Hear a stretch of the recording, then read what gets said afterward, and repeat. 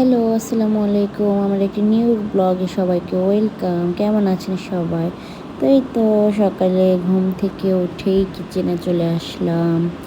কিচেনে এসে ছেলের জন্য ডিম সিদ্ধ করেছিলাম।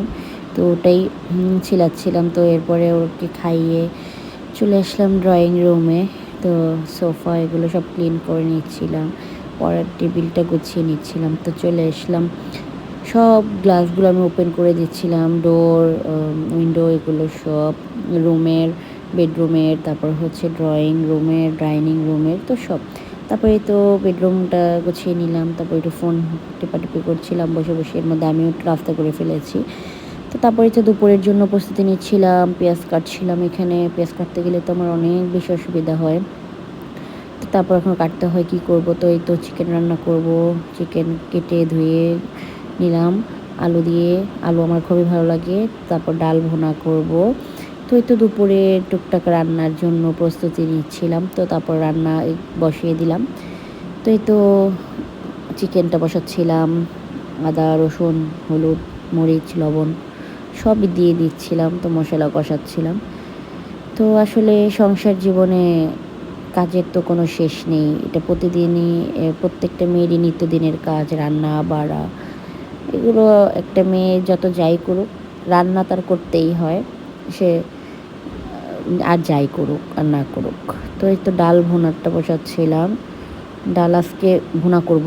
পাতলা করে রান্না করব না, পাতলা করে খাই আমি, আমার অনেক ভালো লাগে, ভুনাও খাই। তাই তো ভুনা করছিলাম অনেক দিন পরে। ডালটা কষাচ্ছিলাম ভালো করে। তো ডাল এভাবে ভেজে নিলে ডাল ভুনাটা অনেক বেশি টেস্টি হয়। আপনারা ট্রাই করতে পারেন। আপনারা কে কীভাবে ডাল ভুনা করেন অবশ্যই জানাবেন।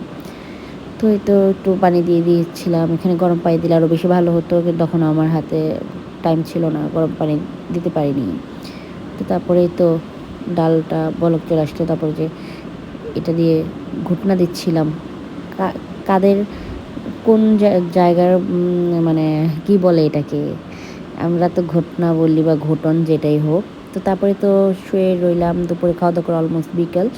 তো বিকালে দেখি সাফনের আব্বু আসার সময় অনেক কিছু নিয়ে এসেছে সাফনের জন্য, আমার জন্য।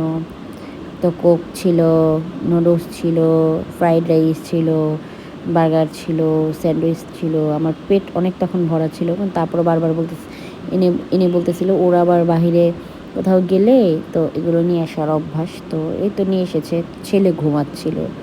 ও আবার গিয়ে সাফনকে ডাকাডাকি করছিল যে উঠবে, সাফন খাবে।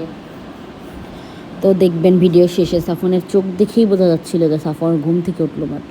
ও বাবা উঠেছে। তো আল্লাহ হাফেজ, ভালো থাকবেন। আজকে ব্লগে